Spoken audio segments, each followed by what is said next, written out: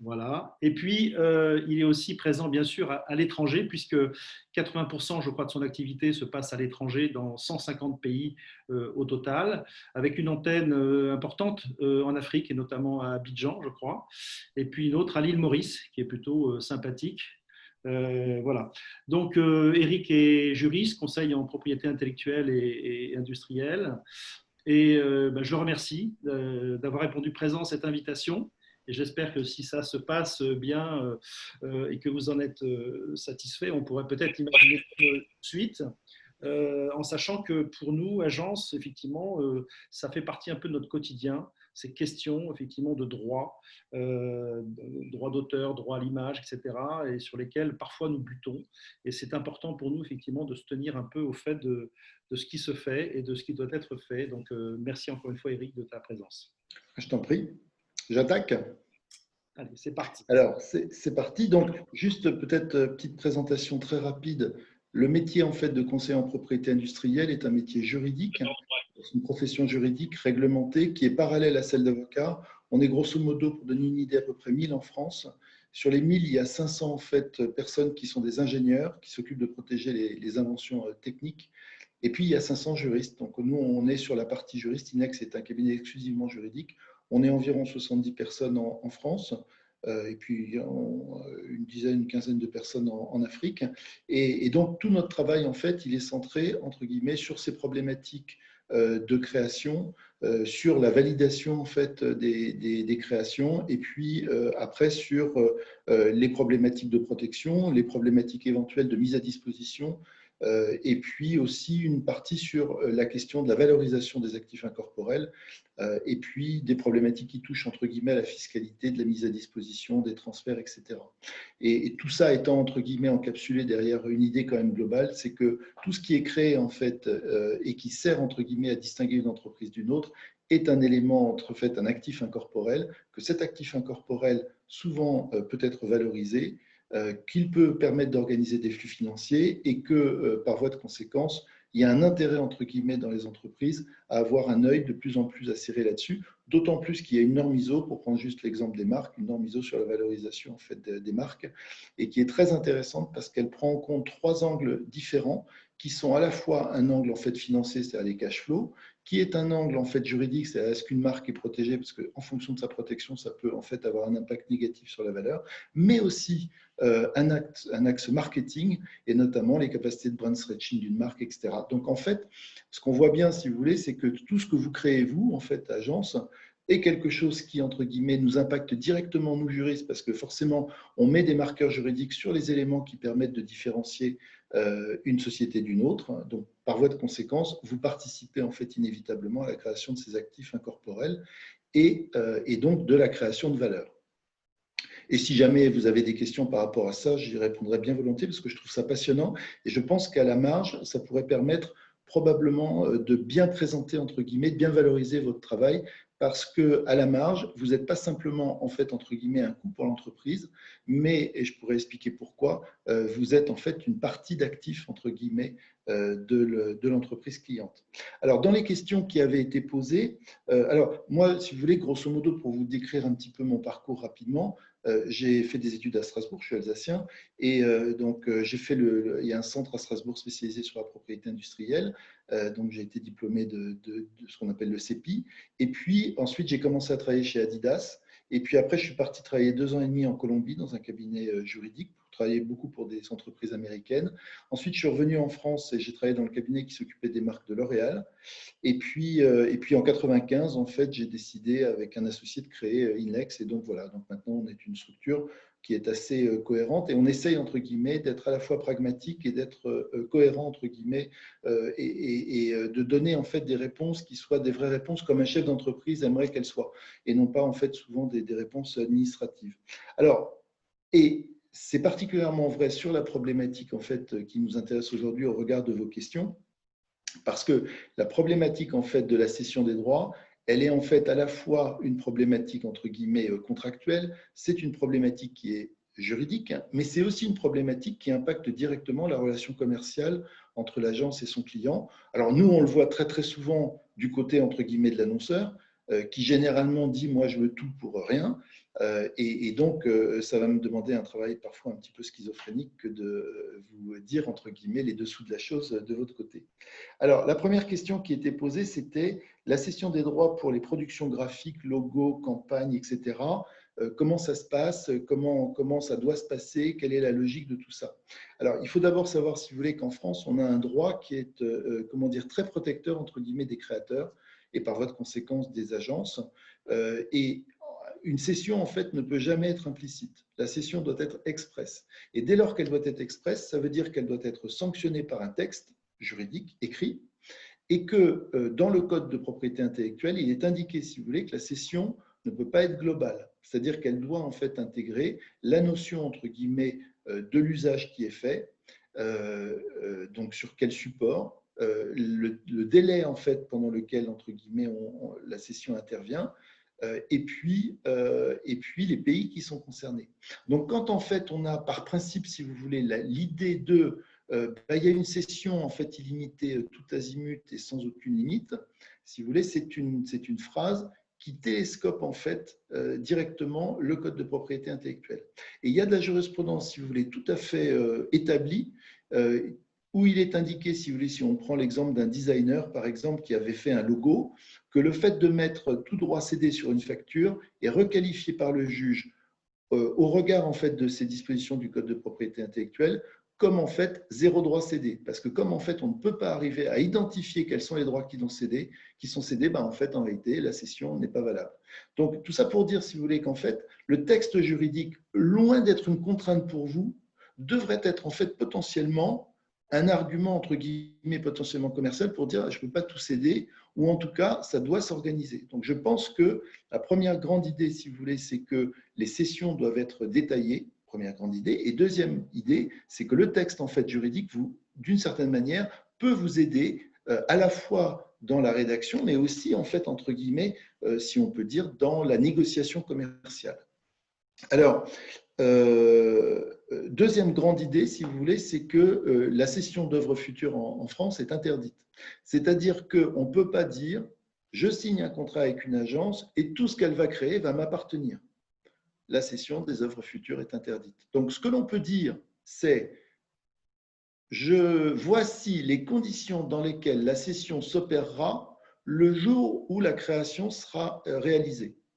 D'accord ? Donc, la cession ne peut pas se passer par anticipation, elle doit se passer en fait au moment où la création est faite. Alors, la question, c'est est-ce que les conditions, en fait, entre guillemets, de la cession sont déjà, entre guillemets, déterminées au départ, ou est-ce que, en fait, ça doit donner lieu, entre guillemets, à une négociation ou pas. Troisième remarque, toujours dans la jurisprudence, en fait, on dit que la notion en fait, donc, de cession ne peut pas être entre guillemets globale. Et on a même vu des jurisprudences qui demandaient en fait, à ce que le prix de la création soit individualisé, c'est-à-dire séparé par rapport au prix du travail.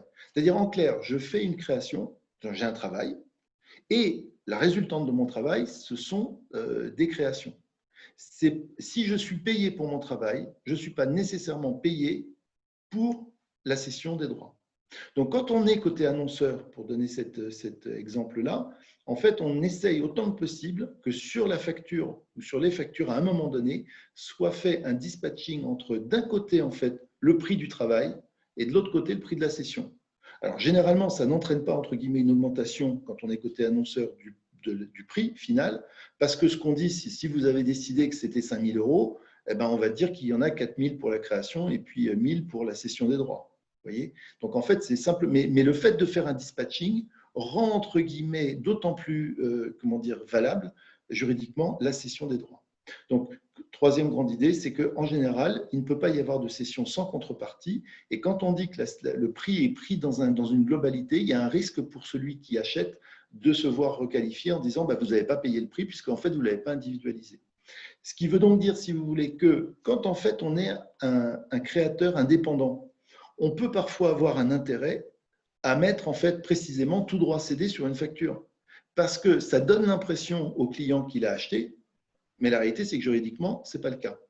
Nous, on a eu, par exemple, et en fait, on voit, si vous voulez, que très souvent, les agences qui travaillent avec des freelances peuvent être confrontées à ces problématiques-là, soit parce qu'il y a cette mention, donc l'agence croit de toute bonne foi qu'elle a acheté les droits, ou alternativement, il n'y a rien marqué, mais il y a une relation de longue date, etc.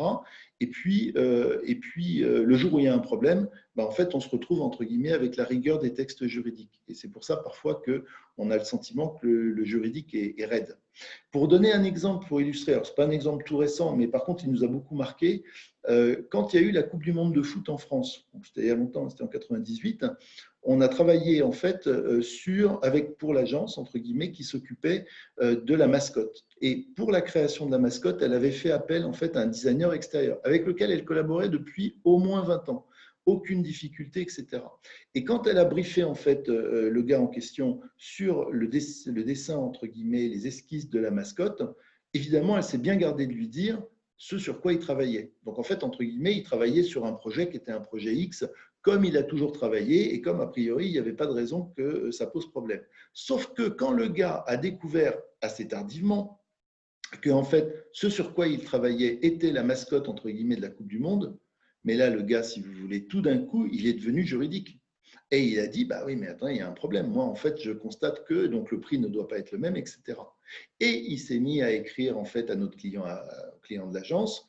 Et le client de l'agence, lui, avait signé un contrat en fait avec l'agence en disant, il y a une cession entre guillemets à venir de tous les droits, entre guillemets, je paye un prix et pour ce prix, entre guillemets, il n'y a pas de dépassement.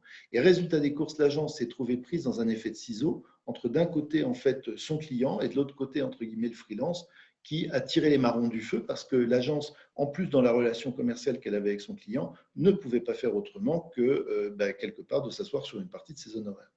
Et donc, on voit bien, si vous voulez, qu'en fait, on a un intérêt. Donc, dans la relation, on va dire, entre l'agence et le client, vous avez deux manières d'appréhender les choses. Soit, en fait, vous faites preuve d'un non-juridisme total et donc, entre guillemets, les choses restent un peu dans une espèce de flou artistique, première option. Et si jamais un jour ça se passe mal, eh bien en fait le flou juridique ne vous sera pas négatif puisque a priori le droit est plutôt protecteur des droits des créateurs. Soit alternativement, il faut rentrer dans de la discussion juridique. On constate, juste je fais une petite parenthèse, que de plus en plus, en fait, les clients demandent à ce que les contrats soient, entre guillemets, blindés, bien faits, etc. De ce point de vue-là, il y a une augmentation, entre guillemets, de la connaissance chez les clients. Donc, en fait, ils veulent du papier. Et donc là, la question se pose de savoir, OK, mais à ce moment-là, qu'est-ce que je vends? En fait, quelle est la rédaction du texte que je donne? Et si vous voulez, on peut se rendre compte, si vous voulez, d'un certain nombre d'éléments. Par exemple, dans le Code de propriété intellectuelle, il est indiqué que la cession des droits doit être faite en énumérant les droits qui sont cédés. Alors, vous allez me dire, mais quels sont les droits qui sont potentiellement cédables? Vous avez, quand vous faites une création, vous avez deux sortes de droits. Vous avez ce qu'on appelle les droits patrimoniaux attachés au droit d'auteur et vous avez le droit moral. Le droit moral est incessible. Donc, en fait, il perdure. C'est le fait qu'on ne puisse pas utiliser, entre guillemets, une création dans un contexte pour lequel elle n'était pas prévue au départ et qui porterait atteinte à son intégrité. Donc, l'agence reste, entre guillemets, détentrice du droit moral. Mais par contre, les droits patrimoniaux, eux, ils peuvent se vendre. Et c'est donc ce que vous vendez. Et dans les droits patrimoniaux, il y a différents types de droits. Donc, le premier droit, en fait, le plus évident, c'est ce qu'on appelle le droit de reproduction. Donc, je dis n'importe quoi, un client vient vous voir pour dire « je voudrais 3000 brochures ». Quand vous faites les 3000 brochures, vous lui cédez les droits sur les 3000 brochures, mais ce n'est pas parce qu'il a acheté les droits sur les 3000 brochures qu'il a le droit d'en faire d'autres sans passer par vous. Donc, vous pouvez, dans cette hypothèse, céder le droit de reproduction, c'est-à-dire qu'il a le droit en fait de faire reproduire la création à la fois par vous, mais aussi et éventuellement indépendamment de vous. Donc, premier type de droit qu'on cède, c'est potentiellement le droit de reproduction. Le deuxième, alors évidemment, quand un client vient vous voir, généralement, ça paraît quand même difficile de ne pas céder le droit de reproduction. Bon. Là où la chose devient un peu plus fine et un peu plus amusante, c'est sur l'autre droit qui s'appelle le droit d'adaptation. Le droit d'adaptation, c'est la capacité qu'on a de pouvoir modifier une œuvre sans l'autorisation de celui qui l'a créée. Et si vous voulez, il est bien évident que quand en fait un client vient vous voir, il vous demande un logo, vous créez le logo. Si vous lui cédez le droit de reproduction sur le logo, il peut reproduire le logo où il veut, quand il veut, etc. Il sera content. Si vous ne lui cédez pas le droit d'adaptation, ça veut dire que potentiellement, il ne peut pas faire un lifting du logo en question sans repasser par vous et sans vous demander votre accord. Si votre relation commerciale est toujours très bonne, bah, on va dire entre guillemets, ça ne posera aucun problème. Mais si par contre, entre-temps, il est allé voir une autre agence et l'autre agence travaille en fait sur le logo en question, là, à ce moment-là, vous aurez éventuellement, si vous le souhaitez, le droit de repointer votre nez en disant « Tiens, j'aimerais bien, là, on est dans une utilisation de mes droits, je n'ai pas cédé mon droit d'adaptation et par voie de conséquence, j'ai droit à un bifton en retour. » Donc, tout ça pour dire, si vous voulez, que quand en fait vous êtes dans ce texte juridique qui est l'étendue des droits que vous cédez, vous êtes aussi potentiellement dans l'amorce d'une discussion commerciale future. Et c'est ça qui est intéressant. Alors, parallèlement à ces deux droits qui sont majeurs, en fait, on a aussi, par exemple, ce qu'on appelle le droit de représentation, c'est-à-dire la capacité d'utiliser une œuvre sur d'autres supports. Donc, par exemple, je fais un logo et puis après, ce logo va devenir, en fait, je ne sais pas moi, mettons un logo animé, en fait, sous format GIF, par exemple, et qui va se retrouver sur des réseaux sociaux, des machins, etc. Donc, on peut, en fait, ou non, céder le droit de représentation. Donc, si vous voulez, forcément, si vous n'êtes pas obligé de le céder et si vous n'avez pas le sentiment d'avoir été payé pour ça, ben, ne le cédez pas. Donc, en fait, on voit bien, si vous voulez, que vous avez un curseur que vous pouvez mettre sur le degré, la profondeur de ce que vous allez céder. Voilà. Donc, quand on dit… après, on est bien évidemment aussi dans dans la question de la durée sur une discussion avec le client. C'est-à-dire pour combien de temps je lui vends. Évidemment, comme en fait le code de propriété intellectuelle dit qu'on doit préciser la durée, bah, peut-être que vous pouvez vous appuyer là-dessus pour dire je cède pour 3 ans, ou 2 ans, ou 5 ans. En fait, le truc, c'est que vous pouvez vous appuyer sur ce texte pour pouvoir en fait rentrer dans une potentielle négociation. Voilà. Et ce qui est clair, c'est qu'on a des clients, si vous voulez, qui veulent généralement une cession, entre guillemets, de tous les droits possibles, donc reproduction, adaptation, représentation, parfois même traduction. Mais par contre, la difficulté du juriste, c'est de rendre en fait cette largeur, entre guillemets, de cession valable et opposable dans le cadre d'un litige éventuel. Et par voie de conséquence, on a plutôt une tendance à vouloir restreindre, entre guillemets, la cession, soit d'un point de vue géographique, soit d'un point de vue de temps, parce qu'évidemment, c'est comme pour les clauses de concurrence, plus en fait elles sont concentrées, plus elles sont valables. Et donc voilà. Donc, je ne dirais pas, si vous voulez, qu'il y a en fait une durée qui est une durée, comment dire, absolument impérative. Ça peut être en fait une durée, entre guillemets, voilà, vous cédez, point final, sans limite de temps. Mais si vous voulez, plus en fait vous êtes dans une session qui est entre guillemets tout azimut, probablement, et avec un montant qui n'est pas individualisé, plus vous êtes en fait à la frontière entre guillemets de la non-cession, paradoxalement. Ce qui veut donc dire, si vous voulez, qu'en fait, dans votre discussion avec le client, il faut que vous voyez, d'un point de vue commercial, si vous avez intérêt à vous situer dans une logique où vous ne faites pas preuve de juridisme. Et comme ça, ça vaut pour les clients qui ne demandent pas de texte très précis. Mais par contre, ceux qui demandent un texte précis, à ce moment-là, vous avez probablement un intérêt à utiliser justement un peu à la chinoise la force de l'adversaire et en fait, entre guillemets, à utiliser le texte juridique pour dire ben, on veut bien céder, mais comme le texte dit qu'il faut spécifier les droits qui sont cédés, le territoire qui est cédé, la durée qui est cédée, eh ben, il y a un débat en fait par rapport à ça. Et donc, ça se négocie. Soit dit en passant, c'est un petit peu la même chose que vous faites souvent avec les photos où vous dites, bah, tiens, on a acheté les droits pour tel type d'utilisation, telle durée, généralement assez limitée, etc. Et si vous voulez, il faut savoir qu'il y a une jurisprudence quand même qui est assez établie sur ces questions. Je prends l'exemple des photos. J'ai souvenir en fait de Mathilde Amet qui avait gagné énormément d'argent parce qu'elle avait fait des photos, je crois, pour la marque de sous-vêtements Triomphe, qu'elle avait vendu entre guillemets les droits en fait sur les photos sur le territoire français et que en fait les photos se sont retrouvées en Allemagne et elle a obtenu à l'époque c'était près de 10 millions de francs pour l'utilisation indue en fait de son image. Donc en fait je pense que vous pouvez être dans la même logique qui est d'utiliser en fait toutes ces raisons entre guillemets de limitation et d'encadrement de la cession comme des moyens pour vous de vous garder des possibilités de négocier en fait sur la période suivante.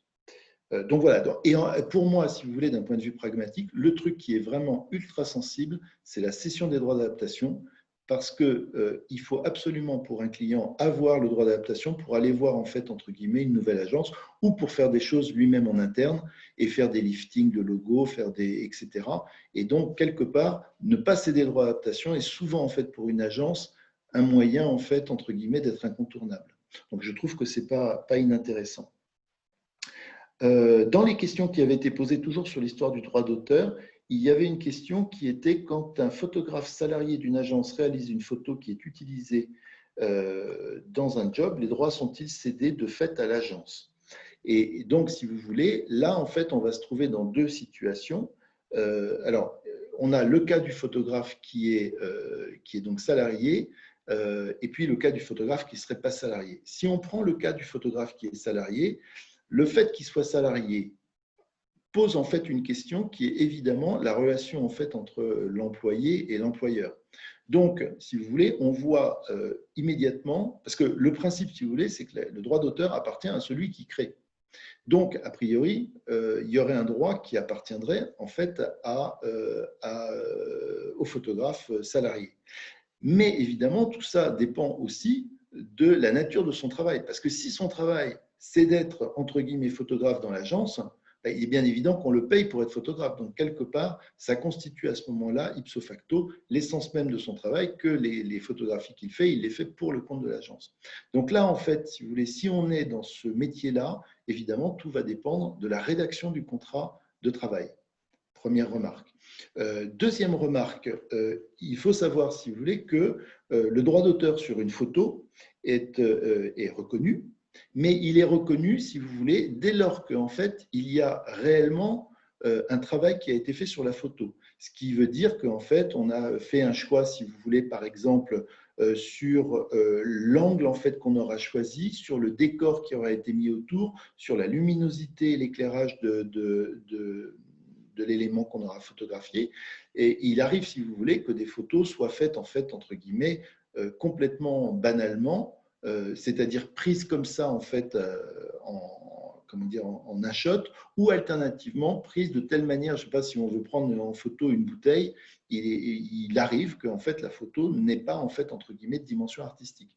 Donc, quand on dit est-ce que le photographe qui réalise une photo, est-ce que les droits sont cédés à l'agence, encore faut-il qu'il y ait des droits. Et il arrive dans un certain nombre de cas où il n'y a pas de droits. Donc, tout dépend le travail qui est fait. J'ajoute par rapport à ça que ça dépend aussi de savoir qui a fait le travail, par exemple, d'éclairage, qui a pris la décision de dire qu'il fallait prendre tel angle, qui a dit qu'il fallait mettre tant de produits dans tel contexte, telle profondeur, etc. Il arrive, si vous voulez, on a déjà vu des cas où en fait la création en question est une œuvre collective. C'est-à-dire qu'il y a plusieurs personnes de l'agence qui ont travaillé et on ne saurait même pas dire qui a véritablement fait quoi. Alors, il faut savoir, si vous voulez, que dans ce contexte-là, l'œuvre collective appartient en fait à la société et non pas en fait à son intervenant. Donc, la définition de l'œuvre collective, c'est celle où on n'arrive pas à distinguer les interventions des uns et des autres. Je fais un petit parallèle juste pour illustrer. On a un client qui travaille dans le domaine des vêtements. Et un jour, le patron de cette boîte vient me voir en me disant « Tiens, j'ai rencontré un avocat qui me dit que je suis en grand risque parce que j'ai tous les gens du bureau de style qui en fait créent des dessins avec des vêtements. Et en fait, il me dit que je devrais absolument faire des cessions de droits en faveur de la société. Je ne sens pas le truc, mais je ne sais pas dire pourquoi. Qu'est-ce que vous en pensez ?» Je lui dis « C'est une grosse connerie. » Il me dit « D'accord, mais pourquoi ?» Je lui dis « Pour une raison simple. C'est qu'à partir du moment où vous considérez que vos salariés ont fait une création qui leur appartient, le jour où vous allez commencer à discuter cession de droit, ça veut dire que vous allez discuter de la potentialité qu'ils puissent dire « J'ai pas envie de céder, j'ai bien envie de concéder une licence, mais pas envie de céder les droits. » Et puis deuxièmement, à supposer qu'ils soient d'accord pour céder les droits, ils vont vous demander une contrepartie. Et d'ailleurs, s'ils ne demandaient aucune contrepartie, potentiellement la cession serait nulle. Donc, en fait, c'est mettre le doigt dans un engrenage qui est très compliqué. Il me dit, bon, c'est bien ce que je pensais, c'est merdique. Mais alors, c'est quoi la solution? Et je lui ai dit, en fonction de la manière dont vous travaillez, l'œuvre collective est peut-être une idée intéressante. Pourquoi? Parce qu'à partir du moment où, en fait, vous êtes la direction, vous donnez les impulsions créatives, vous gardez des traces, en fait, entre guillemets, de ces impulsions, et vous faites vous-même les comptes rendus en fait de créa et vous montrez bien comment en fait les choses se font à l'intérieur en fait entre guillemets de la société, eh bien la revendication de l'œuvre collective vous permet en fait de revendiquer au titre de la société de fait, hein, par présomption, la propriété de l'œuvre. Et donc, par voie de conséquence, vous n'avez pas à faire de cession. Donc, au bout du compte, c'est ce qu'il a décidé de faire, à savoir en fait de faire un petit peu plus de paperasse pour montrer, entre guillemets, que d'où naissait l'idée créative, comment en fait il y avait des axes qui avaient été donnés, et de telle manière qu'en fait, telle personne du bureau de style n'était pas plus mise en avant qu'une autre. Donc tout ça pour dire, si vous voulez, qu'en fait, pour répondre à la question, c'est que quand un photographe salarié fait une photo, potentiellement, il y a beaucoup de cas où il n'est pas nécessaire qu'il y ait de cession de droit. Et s'agissant en fait d'un salarié, on a plutôt tendance à vouloir éviter qu'il y ait une cession de droit parce que sinon, dans ce cas-là, pourquoi la personne touche un salaire? Et donc, il faut identifier, entre guillemets, si on a un vrai risque. Et souvent, en fait, on s'aperçoit que les contrats de travail ne sont pas bien faits. Alors nous, on n'est pas spécialiste de droit social, mais par contre, on le voit. Et puis, je fais une remarque complémentaire qui est en fait frappée du bon sens, mais que en fait, dans le courant d'une vie, on ne voit pas de la vie professionnelle, je veux dire. C'est que on a eu le cas, par exemple, d'une cliente qui travaillait en fait, c'est une boîte qui fait des cosmétiques, et en fait, il travaillait avec une freelance pour de la créa, de produits. Bon. Et puis, à un moment donné, il décide que cette fille travaille bien et donc elle rentre dans la société, elle devient salariée de la société. Et puis, à la suite d'un concours de circonstances, la dirigeante de cette boîte me dit « J'ai un petit doute, là, ça fait 1 an et demi qu'elle est chez nous, il y a un truc qui a éveillé mon attention, je me demande si on n'est pas en risque. Qu'est-ce que vous en pensez ?» Là, je gratte un petit peu et je constate que la créatrice en question, elle est salariée de la boîte depuis 1 an et demi, mais elle travaille sur son ordinateur perso. Parce que la boîte était avec des PC, mais elle a un Apple et elle dit « je ne peux pas travailler autrement que sur un Apple ». Mais c'était son ordinateur perso. Deuxièmement, elle envoie en fait toutes les propales qu'elle fait d'une adresse email qui est personnelle. Ce n'était pas l'adresse email de la société. Voilà. Donc, deuxième point. Troisième point, en fait, une grande partie des créas qu'elle fait, elle les envoie en fait opportunément le samedi ou le dimanche en disant « tiens, j'ai réfléchi à ça » ou le soir tard. Si vous voulez, quand en fait vous avez la réunion de ces différents éléments, un contrat de travail qui n'est pas terrible, un ordinateur qui est perso, une adresse email qui est perso et des réalisations qui sont faites en dehors du temps de travail, là, le jour où vous avez un pépin, là, vous l'avez vraiment dans l'os. Donc, tout ça pour dire, si vous voulez, qu'en fait, c'est plutôt une réunion de choses. Donc, c'est sûr que c'est un point qu'il faut regarder, mais ça ne me paraît pas être un point qui soit très compliqué à gérer. Alors, autre question qui était, est-ce que les droits sont cédés sur la photo en question pour un client?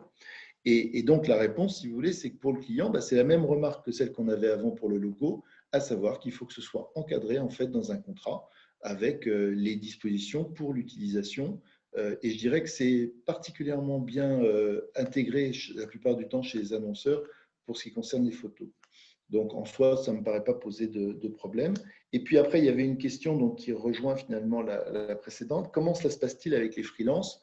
Si vous achetez en fait, de toute manière, si vous achetez un travail avec un freelance, que ce soit un logo, que ce soit une photo, que ce soit du développement informatique, etc., il n'y a aucun doute qu'il faut, en fait, la même problématique qui se pose à l'annonceur, elle se pose à vous.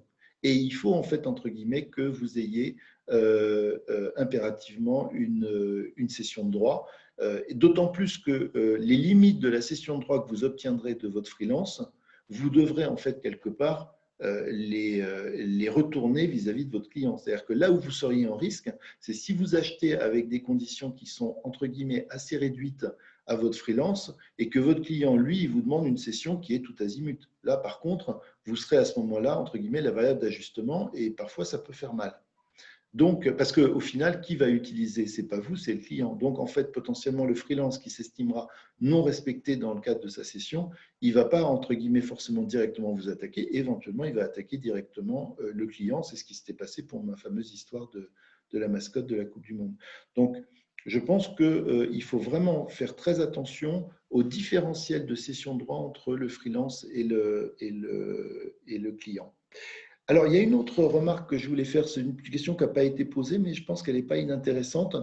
On a en fait des clients qui disent, donc des clients annonceurs qui disent, ben moi je fais appel à une agence, donc comme je fais appel à elle, c'est pour qu'elle fasse de la création.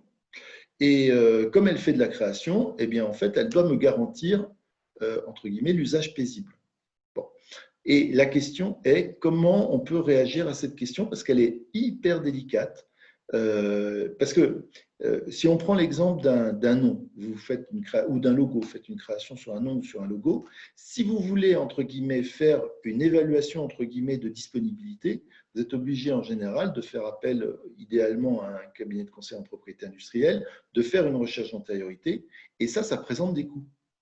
Et par ailleurs, forcément, potentiellement, vous êtes, entre guillemets, dans une potentielle responsabilité. C'est-à-dire que si jamais le client a un problème, il pourra venir en fait vous appeler en garantie.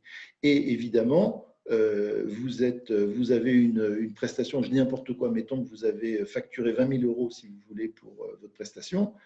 Si jamais vous avez un client qui utilise en fait un logo et qui se fait attaquer pour l'usage de ce logo, et qu'en fait, il doit rebaptiser, enfin, changer tous les leaflets, etc., les cartes de visite, les machins de sa société, le coût, entre guillemets, potentiel, il est bien supérieur à 20 000 euros. Par voie de conséquence, vous avez intérêt à être très attentif sur cette question, entre guillemets, de la garantie que vous donnez. Donc, moi, je trouve que il n'appartient pas à l'agence de faire entre guillemets, elle-même et sous sa responsabilité, les démarches, entre guillemets, de sécurisation. Je pense que ce n'est pas forcément votre domaine. Et si jamais vous le faisiez, il faudrait à ce moment-là que vous le valorisiez au prix, entre guillemets, au prix que ça vaut. C'est-à-dire non seulement, entre guillemets, le coût des prestations, mais en fait la responsabilité potentielle du fait que c'est vous qui avez, entre guillemets, fait les choses. Moi, je trouve que vous avez plutôt intérêt à ce que ce soit les clients qui portent ça.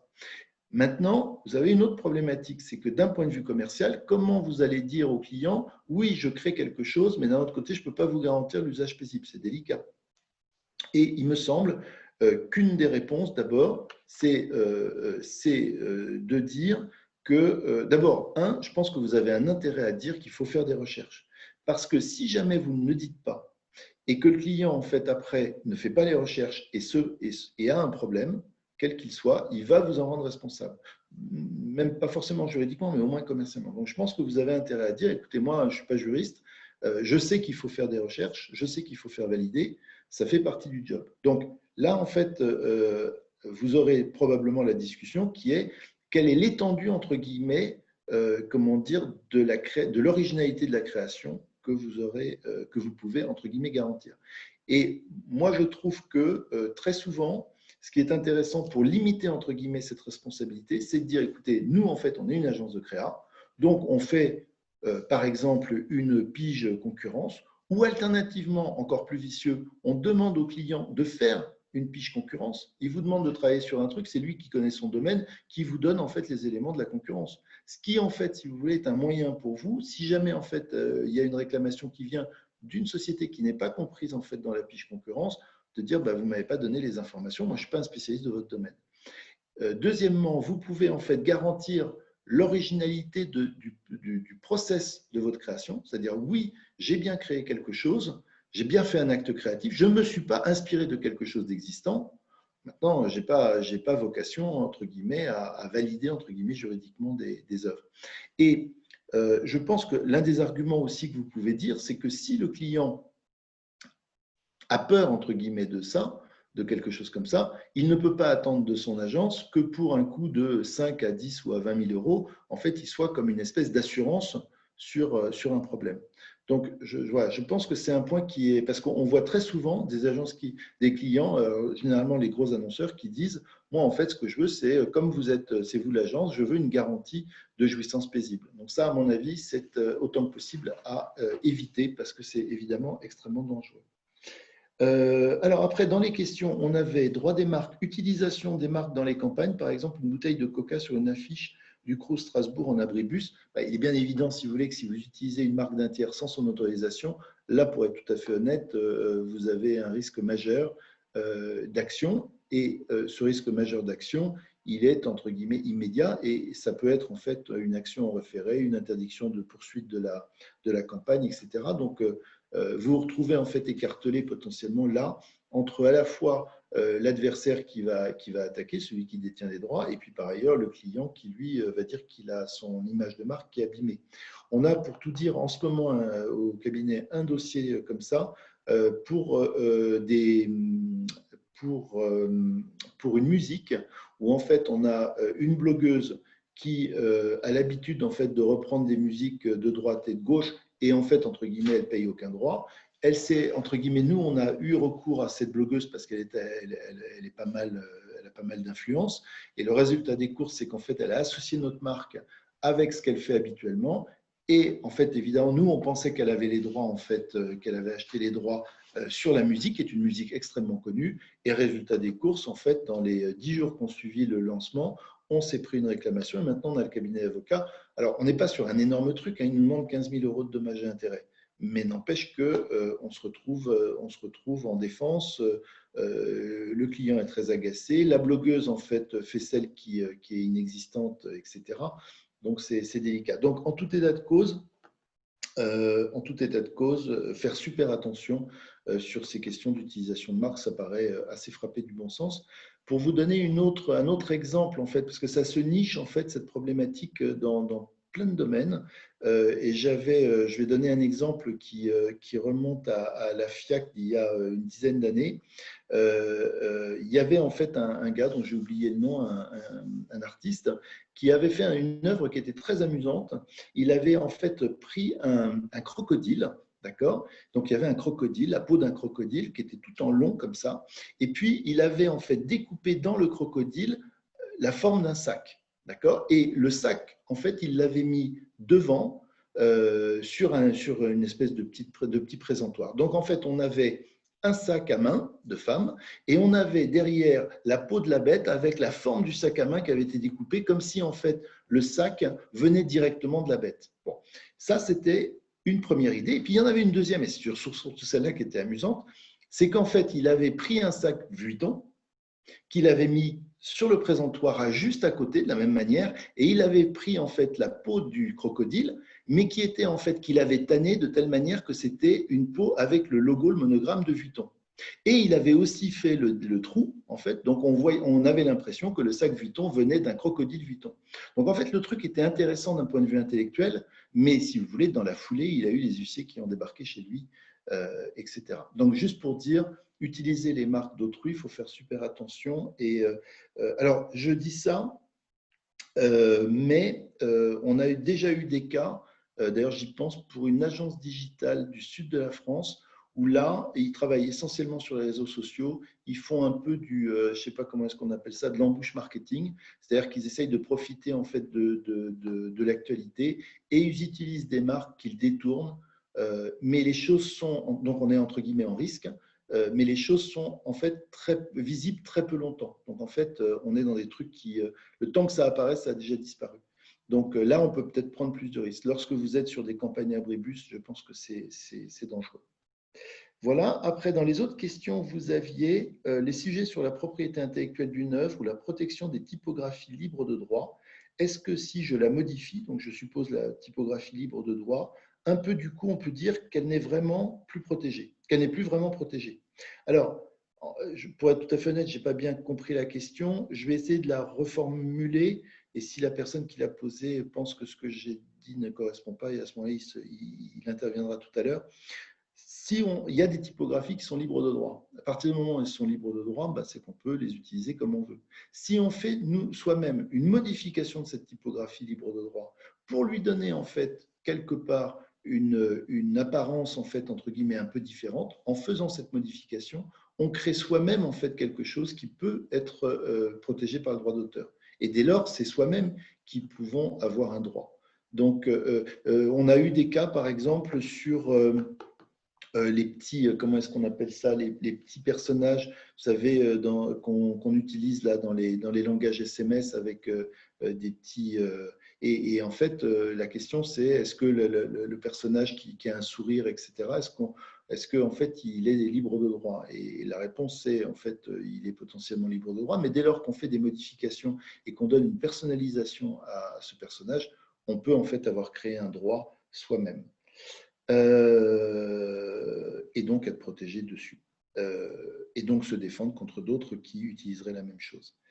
Dernière question qui était lors du départ d'un collaborateur qui s'en va avec un book, peut-il mettre ses références par rapport au créa en nommant l'agence? Alors là, je trouve qu'il y a un vrai thème qui est, je pense, un thème important, c'est qu'on ne peut pas empêcher quelqu'un de dire qu'il a travaillé dans une agence, voilà. Mais par contre, si vous voulez, je pense qu'on doit, c'est pas qu'on peut, c'est qu'on doit lui interdire de pouvoir faire référence aux créas sur lesquels il a travaillé, pour une raison d'ailleurs toute simple, c'est qu'il arrive même que l'annonceur ne souhaite pas que l'agence puisse communiquer sur la création en question. Et donc, par voie de conséquence, si vous voulez, ce serait quand même un paradoxe que l'agence n'ait pas le droit de parler d'un truc sur lequel elle a travaillé, alors que le collaborateur qui ne serait plus dans l'agence, lui, pourrait citer tout. Donc, je pense que la réponse, si vous voulez, elle doit être claire, ça doit être absolument non, à la fois pour des raisons qui sont des raisons de relations éventuelles avec le client, mais aussi pour des raisons qui tiennent, si vous voulez, entre guillemets, au parasitisme dont l'agence pourrait être victime finalement de la part du collaborateur qui, quelque part, s'approprierait une partie du patrimoine finalement de l'agence. C'est-à-dire que quand il a travaillé, il était comment dire, salarié, il faisait un travail pour le compte de l'agence et par voie de conséquence, il n'a pas le droit, entre guillemets, de faire ça. Donc, je pense que ça doit se régler, à mon avis, sous différents angles. Le contrat de travail, le règlement intérieur sur la protection, entre guillemets, des données que vous avez dans vos agences, probablement le marquage, en fait, interne des éléments, la revendication du secret des affaires. Vous avez un texte qui est très intéressant, qui est sorti il y a grosso modo 2 ans et demi, une directive européenne sur le secret des affaires et qui protège en fait toute information secrète dès lors qu'elle a une valeur économique et que vous avez pris des mesures raisonnables pour en assurer le secret. Donc je pense qu'en fait, on devrait dans les agences avoir probablement une plus grande attention sur cette notion parce que la créativité n'empêche pas qu'en fait on fasse attention à ce qu'on crée. Et donc, donc la réponse, c'est, vous voyez par exemple le marquage systématique de tous les documents avec confidentiel, etc. Et je pense qu'on pourrait même, si vous voulez, demander à ce que, comment dire, dans le cadre de départ de quelqu'un, on lui rappelle expressément l'archi-confidentialité des informations et l'obligation, entre guillemets, et voire même éventuellement, ça pourrait être le cas, avec une clause pénale dans le cadre du contrat de travail. Donc, à mon avis, pour ça, la réponse, c'est il faut fermer les vannes. Par contre, ce qui est clair, c'est que si vous ne l'avez pas fait de manière efficace au départ, ben évidemment, à l'arrivée, c'est difficile parfois de lutter contre des utilisations indues. Et puis, dernière question qu'il y avait, diffusion de campagnes clients sur les réseaux sociaux de l'agence, cela demande-t-il une autorisation? Alors, bah, pour être franc, on a déjà vu des sociétés, notamment américaines, qui disent « nous voulons être absolument maîtres en fait, de l'utilisation de notre marque, donc aucune exploitation par l'agence du fait même qu'elle soit intervenue, donc on le voit. » Mais franchement, mis à part ces cas anglo-saxons, la plupart du temps, les gens n'ont jamais rien contre le fait que l'agence puisse dire qu'elle a travaillé sur tel et tel projet. Je pense que pour vous, c'est très important parce que c'est finalement un tremplin en fait pour avoir de nouveaux clients, etc. Donc, il me semble que la réponse devrait être oui, mais pour que ce soit oui et que ce soit sans risque, il faut que ce soit intégré dans votre contrat avec le client. Donc, je pense que là, pour le coup, ça vaut la peine de le préciser. Et à défaut, si ce n'est pas précisé, il y a un risque. Je ne pense pas qu'on puisse dire que ça fasse complètement partie des usages de la profession, d'autant plus que l'usage d'une marque d'un client peut potentiellement être un acte de contrefaçon. Et un client n'a pas forcément envie qu'on parle de ce qu'il fait, de savoir quelle va être son agence, parce que potentiellement, on pourrait avoir un concurrent qui va faire appel à la même agence, etc. Enfin, donc voilà. Donc, la réponse, c'est ça peut poser un problème. Idéalement, il faut le prévoir dans le contrat à l'origine pour qu'en fait, vous ayez une certaine sécurité. Voilà, alors je ne sais pas si j'ai débordé un petit peu, je suis désolé, j'étais bavard. Non, mais c'était hyper intéressant. Merci beaucoup, Maître, pour cette intervention extrêmement claire et sur des points effectivement qui nous concernent tous au quotidien. Merci beaucoup. On va passer à la session de questions-réponses. C'est peut-être pour lancer la machine, j'en ai peut-être une pour commencer.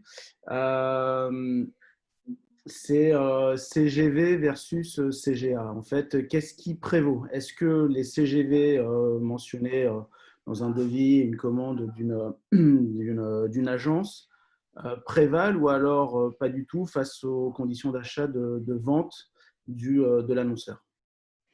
Alors, la réponse par rapport à ça, c'est que le juge va apprécier en fonction de l'impression qu'il aura du fait de la relation sur qui a voulu prévaloir sur l'autre. Donc, la logique, si vous voulez, mettons, vous avez des conditions générales de vente, mettons que votre client n'émet aucune condition générale d'achat. Première hypothèse. Donc, dans cette hypothèse-là, vos conditions générales de vente, entre guillemets, sont valables. Mais étant entendu que vous avez quand même intérêt à les signifier en fait à votre client. C'est-à-dire qu'il faut qu'elles soient bien et pas simplement, si vous voulez, visibles au fin fond d'un site web. Donc, il faut faire un acte positif. Donc, par exemple, des gens qui ont des conditions générales de vente qui sont imprimées au dos de quelque chose, si vous voulez, c'est pas forcément, vous voyez, ça peut être une bonne chose. Ou le fait d'avoir un lien dans un mail, par exemple, qui serait un mail sensible sur les conditions générales de vente, c'est aussi un point positif. Bon. Imaginons que vous envoyez vos conditions générales de vente et le client vous renvoie ses conditions générales d'achat. Si jamais, en fait, entre guillemets, il y a une contradiction entre les deux, bah là, le juge va apprécier et vos conditions générales de vente ne seront pas nécessairement, entre guillemets, prévalentes par rapport aux conditions générales d'achat. Et si le client, en plus, mentionne, si vous voulez, expressément ses conditions générales d'achat en disant j'accepte sous réserve de mes conditions générales d'achat et que vous-même, vous ne réagissez pas, dans cette hypothèse-là, ce seront les conditions générales d'achat de l'annonceur qui prévaudront. Donc, en fait, c'est un thème qui est très sensible, parce que la question que vous avez posée, elle est effectivement fondée, et c'est une espèce de bagarre un petit peu d'influence. Donc, c'est délicat.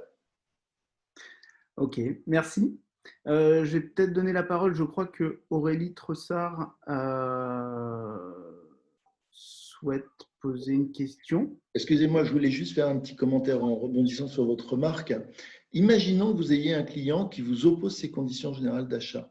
Si ces conditions générales d'achat vous posent un problème, je pense que vous avez intérêt à les discuter. Et non pas en fait à se dire bon, on verra bien. Vous voyez, je pense qu'en fait, la discussion juridique, vous n'avez pas intérêt à l'éluder parce que vous avez tout un tas de raisons en fait dans le code de propriété intellectuelle de choses qui peuvent en fait jouer en votre faveur.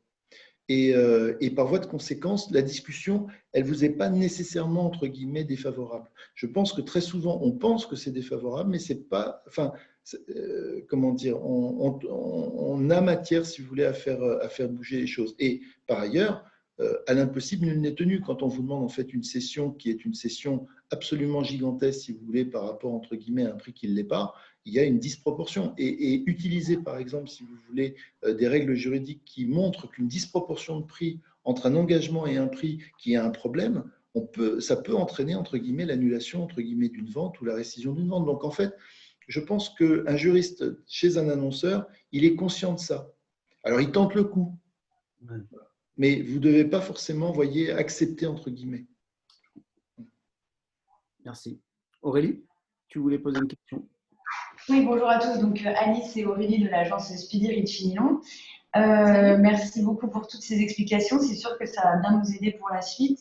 J'avais simplement une petite question par rapport à la manière dont vous définissez les prix des cessions des droits. Est-ce qu'il existe un barème? Est-ce qu'on fait un pourcentage, notamment dans les marchés publics où il ne spécifie pas forcément, il n'y a pas forcément de ligne pour donner les droits à ce moment-là? Comment on les intègre dans le prix global? Voilà, merci. Oui, alors effectivement, la question est légitime. En fait, il n'y a pas de règle particulière. Si vous voulez, ce qu'il faut, c'est que ce soit en fait un prix qui corresponde, entre guillemets, à quelque chose de raisonnable. Donc, si par exemple, nous, généralement, pour vous dire, je ne sais pas si on peut dire par expérience, quand on nous donne en fait une valeur, entre guillemets, de la transaction entre l'agence et le client, on a une tendance à dire il faut que la cession des droits soit entre 20 et 40% de ce montant-là. Voilà. Donc, si on dit c'est 10 000 € la prestation, bah, il faudra que la cession des droits, ce soit entre 2 et 4 000. Mais en fait, en réalité, quand en fait, on est dans un dispatching d'un prix qui est déjà accepté, en fait, tout le monde s'en fout du dispatching. Vous voyez et donc, dans cette hypothèse-là, on est plutôt sur 40%. Lorsque, par exemple, on est plus sur une cession de droit qui n'a pas été complètement identifiée, etc., et qu'il faut rajouter au pot pour le client, bah là, à ce moment-là, on est plutôt sur 20% pour limiter, entre guillemets, l'impact pour le client. Ok, merci. Et j'avais une seconde question.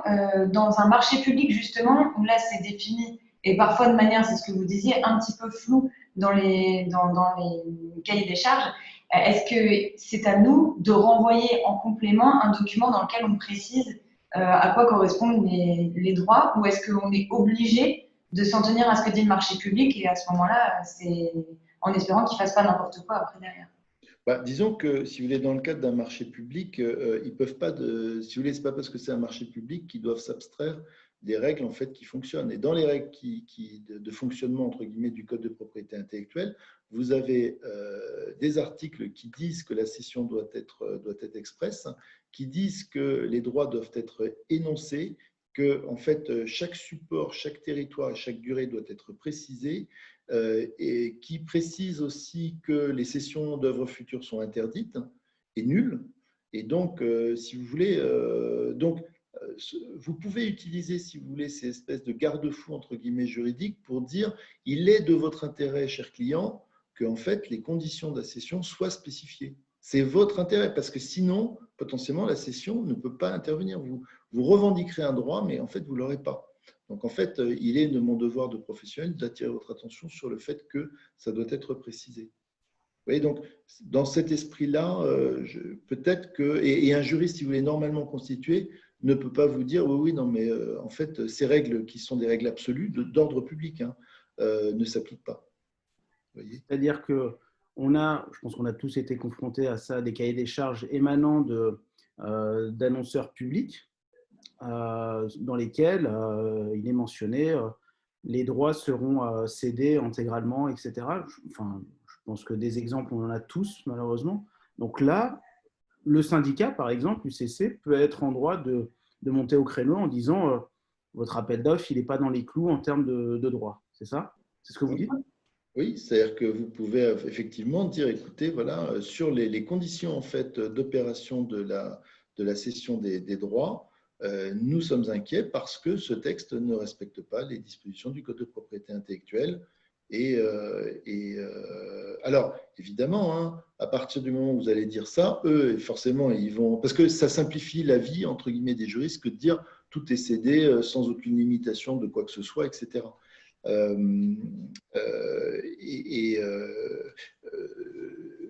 Ça les obligerait, en fait, si vous voulez, effectivement, à devoir préciser en fait les conditions. Et je pense que c'est beaucoup plus facile pour un organisme global comme l'UCC de dire il y a un problème qu'une agence qui est de dire moi, par rapport à ma soumission à l'appel d'offres, je ne peux céder que dans des conditions limitées. C'est un appel à tous les membres, j'en profite, merci maître. Dès que je pense qu'on peut l'instituer dès à présent, dès que vous voyez dans un appel d'offres public une mention faite sur la cession globale des droits, n'hésitez pas à me le faire remonter ou à à faire remonter à Marine pour que le syndicat puisse prendre la parole de manière collective et défendre nos intérêts à tous. Ouais, je pense.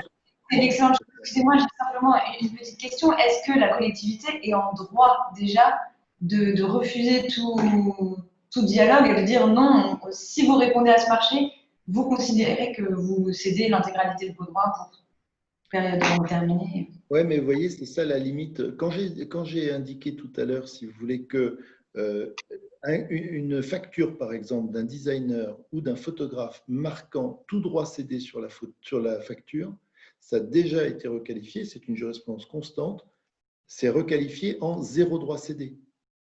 Donc, si vous voulez, ce n'est pas parce qu'en fait, dans un appel d'offres, en fait, il est indiqué que tous les droits seront cédés que pour autant, tous les droits sont cédés. Et potentiellement, alors après, peut-être que l'autre option inverse absolue, c'est de considérer qu'à vous proposer un truc qui en fait est excessif et qui n'est pas légal, entre guillemets, ils seront confrontés à la limite de leur demande, à savoir en fait une absence de cession. C'est une autre option qui est de dire, c'est léonin. Très bien, merci beaucoup. Mais je pense que pour la bonne relation, en fait, effectivement, le fait que l'UCC intervienne en disant, écoutez, voilà, on se sent concerné par un texte qui ne respecte pas les dispositions du Code de propriété intellectuelle, voilà, ça me paraît assez positif comme démarche. Et quand vous dites requalifier sur une session requalifiée, en termes de procédure, ça prend combien de temps? Parce que d'ici là, vous avez le temps de perdre vos clients quand même, à mon avis. Oui, mais ce que je veux dire, non, mais dans l'hypothèse, si vous voulez, si en fait vous avez, dans quelle hypothèse on se situerait? Parce que moi, je donnais le cas, si vous voulez, d'un photographe qui fait une photo qu'il vend, il met sur sa facture tout droit cédé, d'accord? Ensuite, il y a un litige avec son client, voilà, et le juge intervient au bout d'un certain temps, généralement ça met 1 an hein, quand même, et au bout du compte, le juge dit cette disposition en fait ne correspond pas, ne respecte pas les dispositions du Code de propriété intellectuelle et par voie de conséquence, il n'y a pas de cession parce que ça n'a pas respecté ces dispositions. Donc en fait, le client n'est pas propriétaire et par voie de conséquence, l'usage qu'il en fait est un usage qui doit donner lieu à rémunération complémentaire pour le créateur. Pour vous, c'est plaidable, c'est-à-dire qu'un engagement contractuel sur une image qui finalement a été utilisée à des fins qui n'étaient pas initialement prévues, en dépit du fait qu'il soit écrit tout droit cédé, c'est plaidable. Oui, bien sûr. D'accord. Bien sûr. Et je vais vous dire, oui, alors, on est dans l'hypothèse, vous voyez, où en fait, si votre relation avec le client se passe bien, vous êtes cool avec le client, vous voyez, c'est-à-dire que si vous faites travailler, etc., c'est une histoire de bonne relation. Mais imaginons que vous n'avez plus ce client, parce que vous me disiez au départ, ah oui, mais alors ça va intervenir longtemps, etc. Mais prenons l'hypothèse que ce client vous a viré. Donc, si vous voulez, vous n'avez pas de cadeau à lui faire. Absolument. Non, je suis d'accord. Voilà. C'était une petite interrogation sur effectivement cette notion de requalification. Voilà. Mais moi, personnellement, si vous voulez, je ne suis pas tellement favorable à ce que, sur le principe, on mette des dispositions qui sont en fait nulles parce qu'elles ne respectent pas les dispositions du code, pour après, entre guillemets, aller essayer d'obtenir… Vous voyez, je trouve que c'est pas top. Je trouve que c'est mieux en fait de ne pas éluder la discussion, d'avoir une relation en fait qui soit franche avec son client, d'utiliser les textes pour qu'en fait, il ne puisse pas avoir le beurre, l'argent du beurre et la crémière, et que ça vous donne en fait la possibilité d'un rebond commercial. Voilà, je trouve que c'est mieux. Évidemment, évidemment. Est-ce que qui a une autre question, un point que vous souhaitiez aborder avec Maître Chasles? Il faut juste vous signaler en appuyant sur la main levée. Olivier, Hélène, tout est clair? Ok. Eh ben, on peut moi, j'en ai quand même une, mais sans doute que je n'ai pas bien entendu, écouté, mais portant sur l'utilisation par un salarié d'une référence de l'agence une fois son départ. Aujourd'hui, tout le monde utilise LinkedIn et enrichit son profil et sur ses réseaux sociaux. Il y a également des sites de présentation de CV qui sont propres. Je pense à Behance, pour tout ce qui est métier de la création, mais on va dire LinkedIn d'une manière générale. Et sur LinkedIn, d'anciens salariés ont créé des projets et ces projets ont tagué, donc ont associé à ces projets des collaborateurs de l'agence, mais quelque part font donc usage d'une réalisation de l'agence, d'une référence de l'agence sur leur CV LinkedIn. Je n'ai pas bien compris, j'ai compris que c'était une création collective et dès lors, ce n'était pas la leur. Mais sur un CV type LinkedIn, est-ce que c'est exploitable ou pas? Si vous voulez, la question qu'on peut se poser, c'est est-ce que, en fait, quelqu'un qui dit qu'il a travaillé dans votre agence, qu'il le met dans son CV, est-ce qu'on peut lui interdire? La réponse est non. On ne peut pas interdire à quelqu'un l'histoire de sa vie. Bon. Maintenant, si vous voulez, est-ce qu'en fait, on peut interdire qu'il fasse référence à ce pourquoi il a travaillé à l'intérieur de votre agence. Et si vous voulez, ce qui s'est passé à l'intérieur de votre agence, c'est quand même a priori une information qui potentiellement pourrait être confidentielle, à condition que vous-même considériez qu'elle soit confidentielle. Et si vous voulez, donc quelque part, si vous voulez, comme on fait son lit, on se couche. Si en fait vous considérez que c'est une information qui n'est pas disponible, eh bien, il vous appartient de dire qu'elle n'est pas disponible, que de dire qu'on ne doit pas l'utiliser. Et si vous voulez, et par ailleurs, est-ce qu'on a besoin obligatoirement de citer la marque d'un annonceur pour parler d'un truc qu'on a fait? À la limite, il pourrait dire, tiens, j'ai travaillé sur, je sais pas moi, la refonte en fait du site internet d'une société spécialisée dans, je sais pas, d'une maison de champagne ou d'un fabricant de ciment ou de machin. Il n'est pas obligé de citer la marque en question. Et si vous voulez, les noms en fait des clients, d'abord, vous n'avez même pas vous-même le droit nécessairement en fait de les utiliser. Encore faut-il que vos clients soient d'accord. Et donc, si vous voulez, ce serait quand même un paradoxe absolu que le salarié, entre guillemets, qui est quitté, lui, puisse le faire.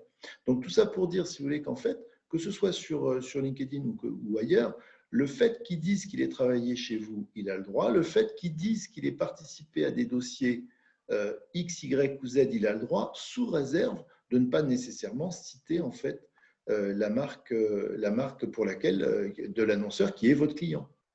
Et je pense que, mais pour donner une caisse de résonance, si vous voulez, à cette disposition, il faut idéalement que ce soit dans votre règlement intérieur, il faut que ce soit rappelé dans le contrat de travail, il faut que vous le rappeliez quand il s'en va, voilà, et donc il faut le préparer, quoi, voilà. Mais sur le principe, moi je trouve que c'est une information qui relève de l'agence, qui fait partie de son patrimoine et que par voie de conséquence, il n'y a pas de nécessité, si vous voulez, que ça se retrouve ailleurs.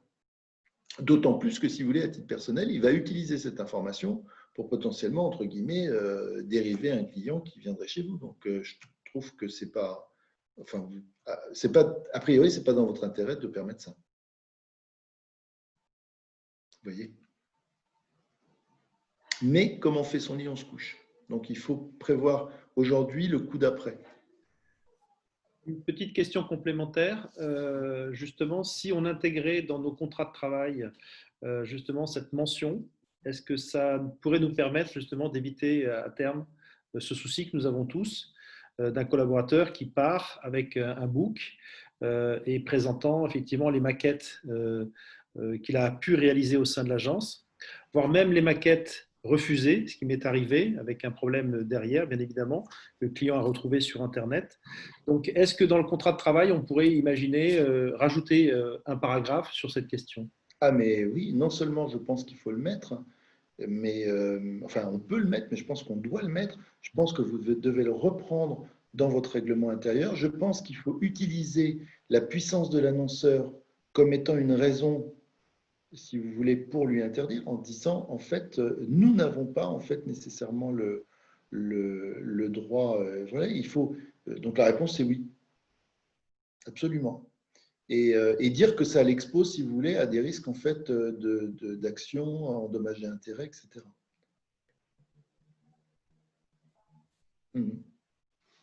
Ok. Est-ce que… J'ai connu ça, Didier, dans une vie antérieure chez RSCG, à l'époque où cette crèmerie existait encore. Tu avais dans ton contrat de travail le fait que tu n'étais en aucun cas propriétaire de tes créations, rédac ou autre, et qu'il était hors de question que tu t'appropries quel que soit le travail de l'agence voilà, et tu étais donc redevable de n'embarquer rien. Et il y a eu des procès sur des mecs qui sont partis avec des rebuts de campagne sur le coup. Donc, c'était contractuellement officiel dans le contrat de travail de l'époque. Je te parle des années 90, que les jeunes n'ont pas connu. Il y avait de la drogue à l'époque, beaucoup. Voilà. Ok. Ok. Est-ce qu'il y a d'autres questions? Trop sage. Delphine? Je voulais dire qu'aujourd'hui, évidemment, de la drogue, il n'y en a plus. Ok. Bon, on terminera sur cette note. symbole d'une filière? On a ou pas? Non, non. On était un peu trop sérieux quand même. Il faut quand même finir. Mais oui, mais tellement. Olivier, montre le chien. J'ai trouvé du Temesta sur le dark web. D'habitude, on pourrit les confs et là, on a été mais d'une sagesse, mais c'est terrible. Ah, on a été bon. Hein. J'espère que c'est bon signe. Ouais. Non, mais là, franchement, il y a une forme de respect absolu, Eric. Hein. Là, vous On n'a êtes jamais vu ça. Level ultime. Hein. Incroyable. C'est gentil, merci. On n'a jamais été comme ça. Hein. Moi-même, Jamais. Bon.